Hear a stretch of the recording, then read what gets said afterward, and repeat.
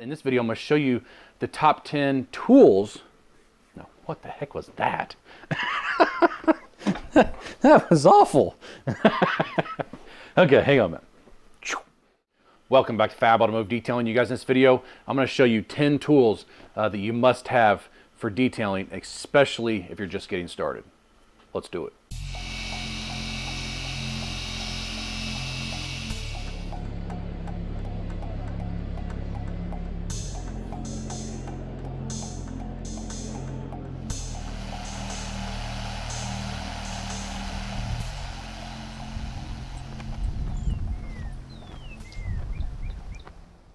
All right, you guys, so in the last 5 or 10 years, I would say detailing has gotten complicated. It has gotten overwhelming, especially when you're trying to buy products, tools, equipment, towels, whatever.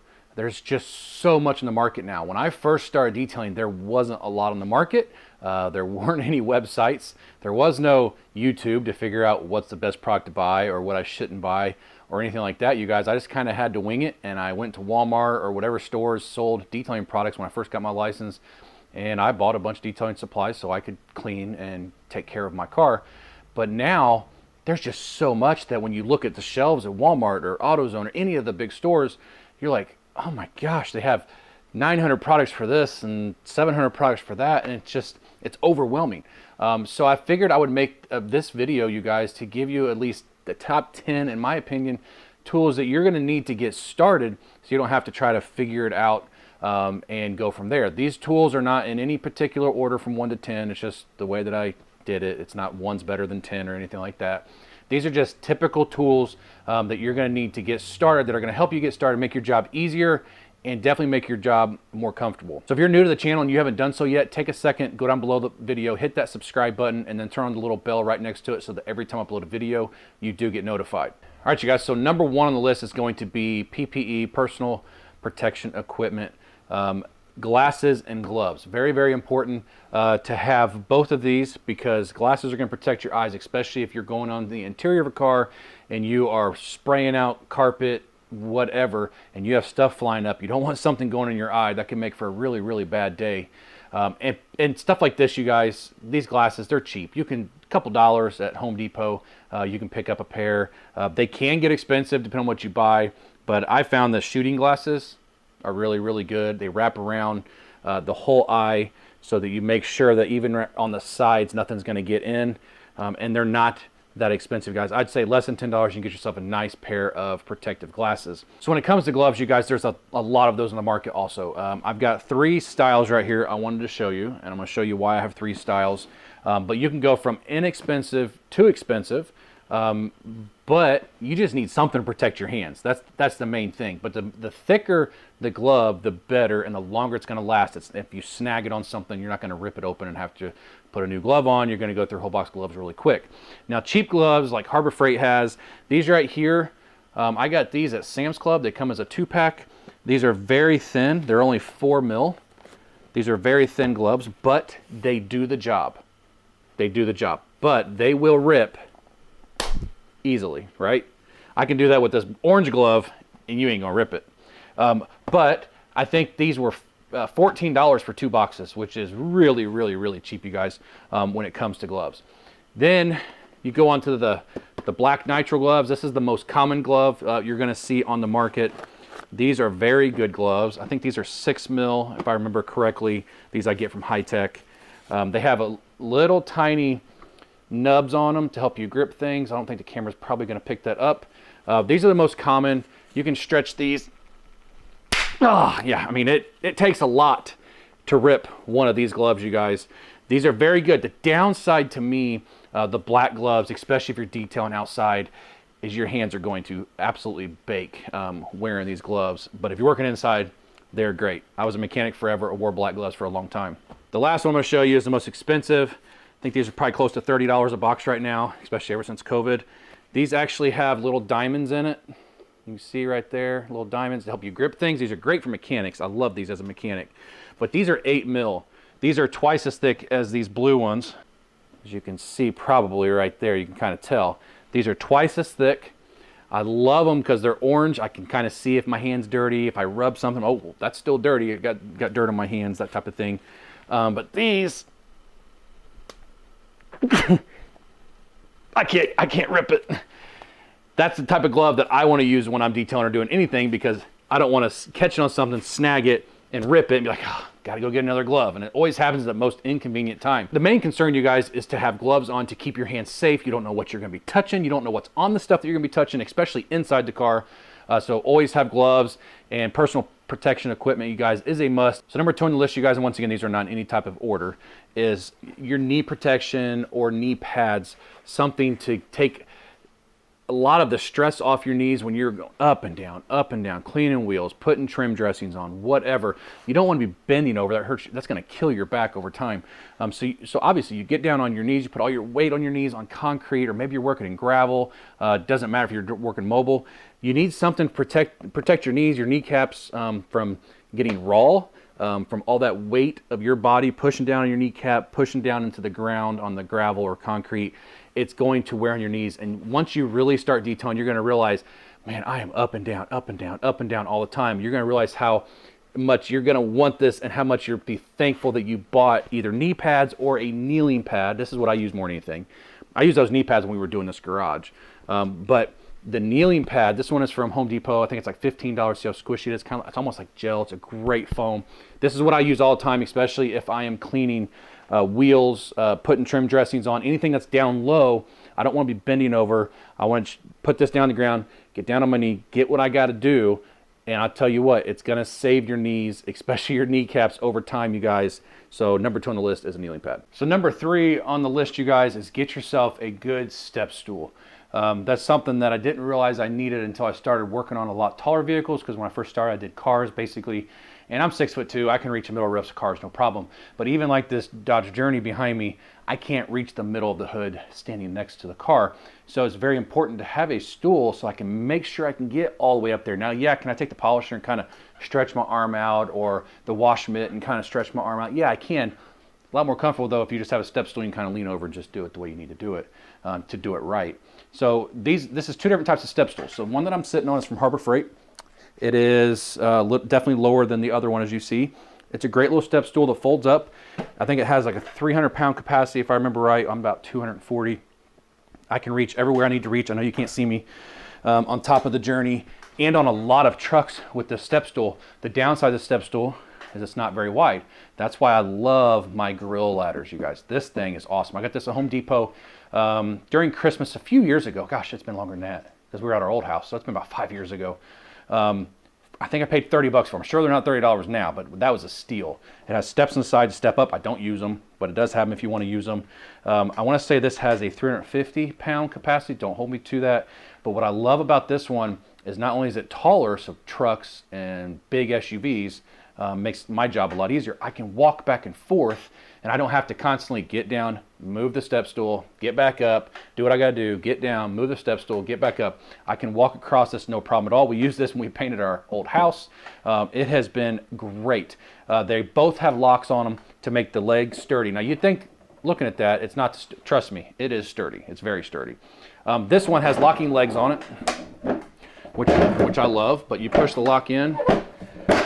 As you can see, it's very easy, and this thing doesn't weigh anything. I mean, it is so lightweight, and then that'll fit in any car, truck, whatever you're using if you're a mobile detailer. It folds up nicely, you guys. It's called the Slim Fold for a reason. Gorilla ladder, I would highly recommend this one, but no matter what you get, you need to get yourself some type of step stool, because it's very important in detailing. Number 4, you guys, is get yourself some good brushes. I can't stress that enough. Brushes are something that you're going to have in your hand a lot, especially if you're doing a lot of interior work.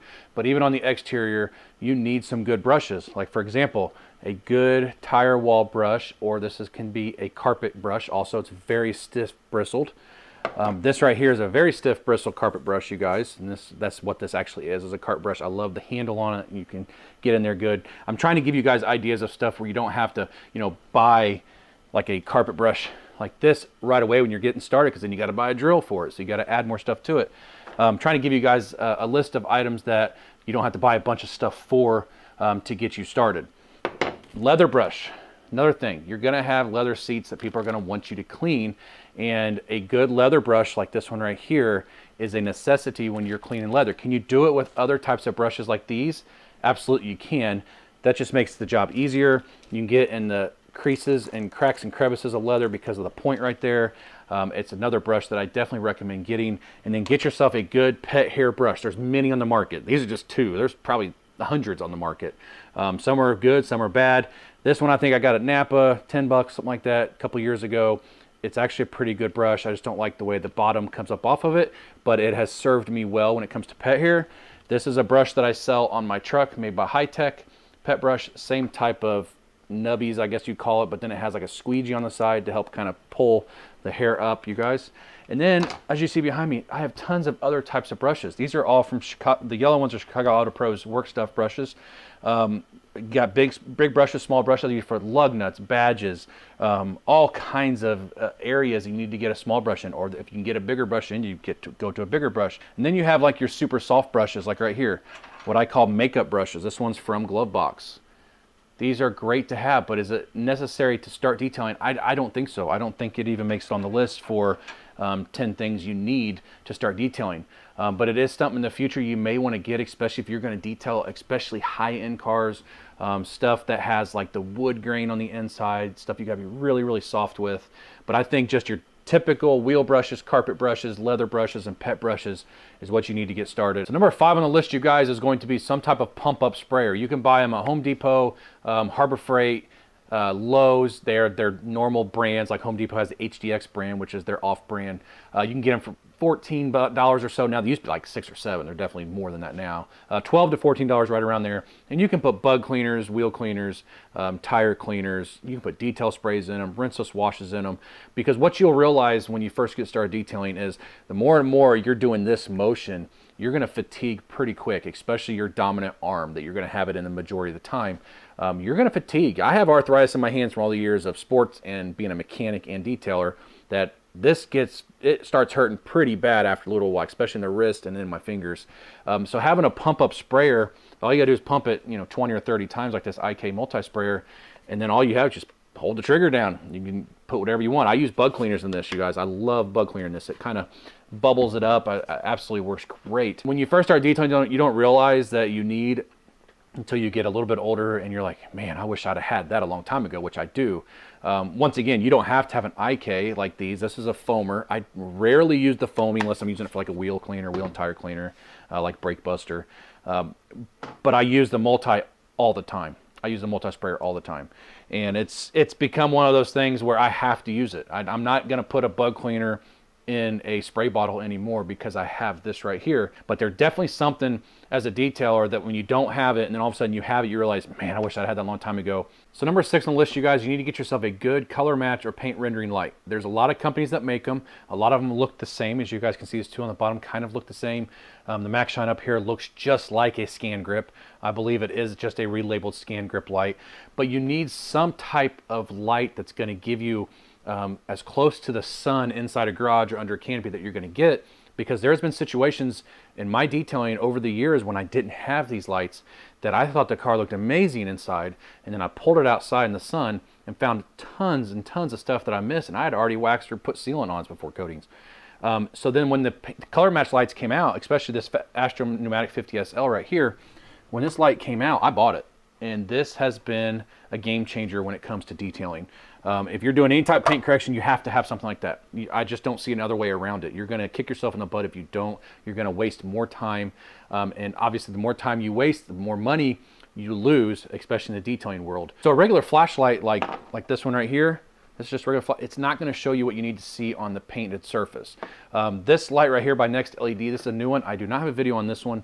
I will in the future. It has 3 different color temperature settings. It's something I've never ever seen before in a color match light. It's going to show you the imperfections, like that Camaro I just made the video on. You guys watched on the regular setting on my Astros, what I started with.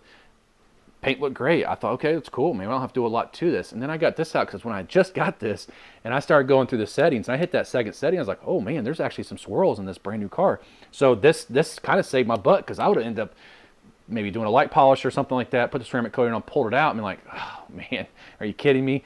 That would have been like a really bad scenario right there. So this light saved my butt. And any type of color match light you can get, Harbor Freight sells them, looks just like these. I think it's probably the cheaper of all of them. Doesn't mean it's not gonna be bad. It could be the best of all of them. I don't know, I don't have one. But you gotta get yourself some type of good light if you're gonna be doing any type of paint correction at all. If you don't do paint corrections, skip this step. So number 7 on the list, you guys, is get yourself a decent paint thickness gauge. It doesn't have to be the most expensive on the market. They have ones that are real expensive that show you every layer, clear coat, base color, and primer. You don't need that, especially when you're first starting out. And to be honest with you, the majority of detailers don't need that. You just need something that's going to give you the overall thickness, because from there you can kind of figure that out. Paint meters kind of vary in price. Both of these are right around the $200 mark. This one I saw on Brian from Apex Details videos years ago, the Highline meter. It served me very, very well. It's got a nice digital gauge on it, as you see right there. You just press this in on the paint, as you see. And it's going to give you your overall thickness. Just got to calibrate it every now and then. It's a good little meter. Like I said, it's about $200, I think. I got it from Detailed Image. The next one is the Next PTG, Next Paint Thickness Gauge. This one is Bluetooth, goes to your phone. You can do so much stuff with this. It's crazy. You can make reports on it. It's going to give you different measurements that you want to measure in. You can measure certain parts of the car and make an entire graph. You can do single point measurements. You can do body angle measurements. As you might be able to see right there, it's kind of, yeah, like looks like it's almost chipped. You can get around the corner of paint to see what it is. This is really, really good. I love this meter. It's definitely my favorite over the Highline, but the Highline will work just fine. But this one's just going to be able to give you the opportunity to make reports, to give to your customer, to show your customer, maybe save your butt, because you can say, look, here's a report, your paint's way too thin. I am not going to do any type of paint correction on your paint because of that. So you can kind of show them. You can take pictures with this. And when you take a picture with your phone, once you press it down, it takes a picture of what you're showing, and then it gives your overall readings of it, which is cool on the picture that you can print off, show your customer, or you can text it to them, whatever. But if you do any type of paint correction, anything at all you plan on doing on paint, to not have a paint thickness gauge will just be stupid, to be honest with you. Back in the day, we didn't have these. We just went to town on it and hoped nothing happened. But now that we have these on the market available to us, heck, you can get them on Amazon for 60, 70 bucks. I don't know how good they are, but I've heard they're actually pretty decent. But you need to protect your butt, because I tell you, a $200 gauge is a lot cheaper than a $5,000, $6,000, $7,000 paint job if you burn through something, and it can save you a lot of money right here. So paint thickness gauge is something you definitely need when you first get started. Number 8 on my list, you guys, is some type of roll around creeper seat, as they call them, or some type of roll around seat, because when you're doing door panels and fenders and you're doing any type of polishing, even wheel cleaning sometimes, you can use something like this, and it's something that you're going to be on a lot when you're detailing. So make sure you buy something that's going to be comfortable. A lot of companies make one just like this. Adams does, Griot's obviously does, as you see here.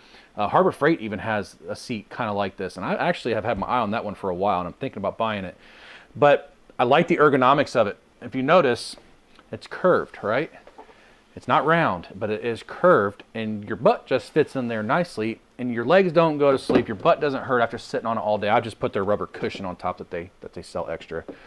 Just give me a little bit of extra cushion. But the old round seats, man, they just, after a while, they hurt really bad. They hurt your back, hurt your butt, hurt your legs, everything after being on all day. This one doesn't, and you're going to be on your stool a lot. So get something that you know you're going to be comfortable on, and this is a type that I would recommend. It has holders for like your polishes, your compounds. It has brush holders, little spots over here. Has a drawer that you can keep brushes and stuff like that in, like I do. Now, one thing I will tell you, that this is the very first model they ever came out with. I don't know if they've improved it or not, but the wheels on this one, when I first got it, lasted about a year. That was it. And the bearings went all to crap, and I had to replace them. I was like, oh great, this expensive stool is junk. So I went to Home Depot and I bought these expensive casters. I think I spent $50 on all of them, but they've been working ever since, and I've had zero issues out of them. So you may want to upgrade the wheels if you decide to get a one like this, but it's worth every penny. I promise you it is, and you will thank me later.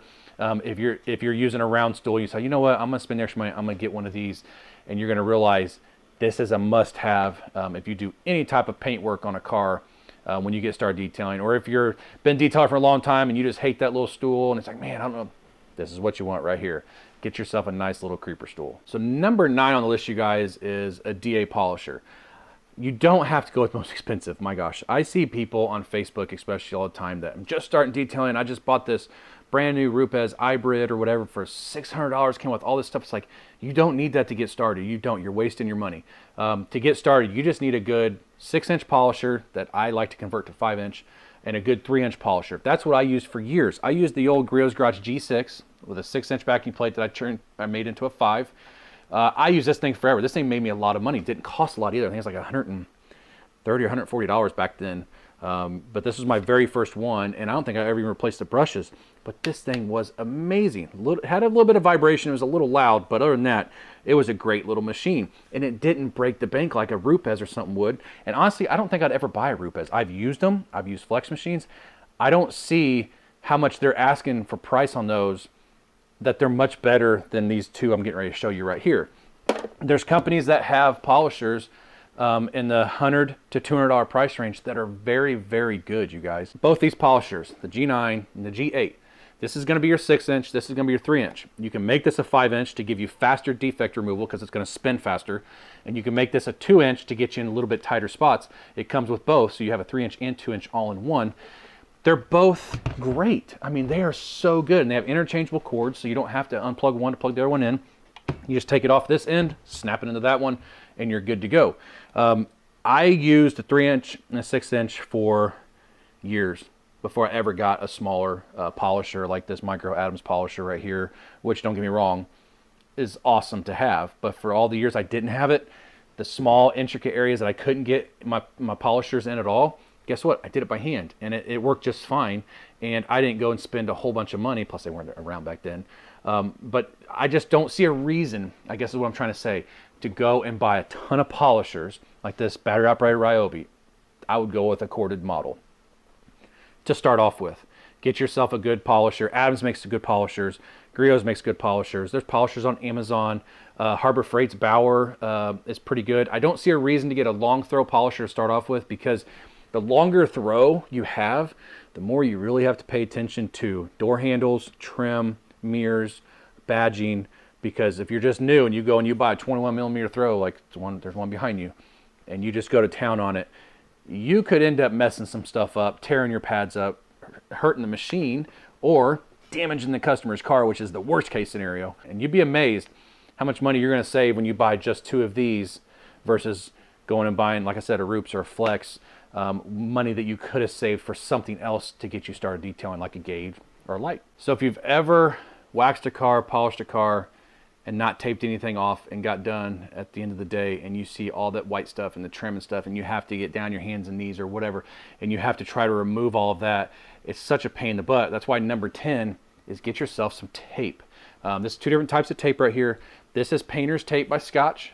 I use this stuff for years, still do use it if I need it.